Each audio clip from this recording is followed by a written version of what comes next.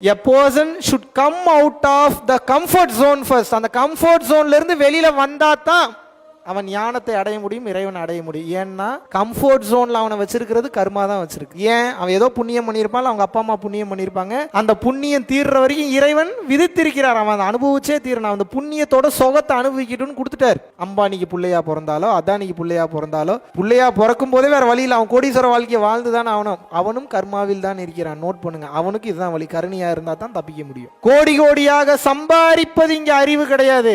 கோடி கோடியா இருந்தாலும் கூட நான் எவ்வளவு நேரம் கருணையாக இருந்தேன், எவ்வளவு நேரம் நான் தர்மத்தோடு இருந்தேன், எவ்வளவு நான் தர்மம் செய்தேன் தான் இறைவன் கேட்பார். கருணை பார்வையா மாற மாற மாற மாற உங்களை பார்த்தாவே உங்களோட எல்லாருக்குமே டைம் அதிகமா ஸ்பெண்ட் பண்ணணும்னு தோணும். கருணை என்றால் ஏதோ நான் பொருளை மட்டும் கொடுப்பதற்கு பேர் கருணை நினைக்கிறீங்க.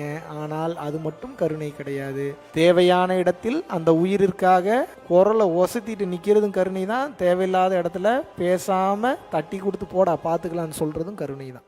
மலேசியாவில் கேமரூன் ஹைலாண்ட்ஸ்ல வில்லா ரிட்ரீட் ப்ரோக்ராம் ஏப்ரல் மாதம் 3, 4, 5, 6. விருப்பப்படக்கூடிய நபர்கள் கீழே உள்ள கான்டாக்ட் நம்பருக்கும் மற்றும் www.paramporulfoundation.in வெப்சைட்ல போய் உங்களுக்கு பெயரை இந்த ப்ரோக்ராமுக்கு ரெஜிஸ்டர் பண்ணிக்கலாம். நன்றி, வணக்கம்.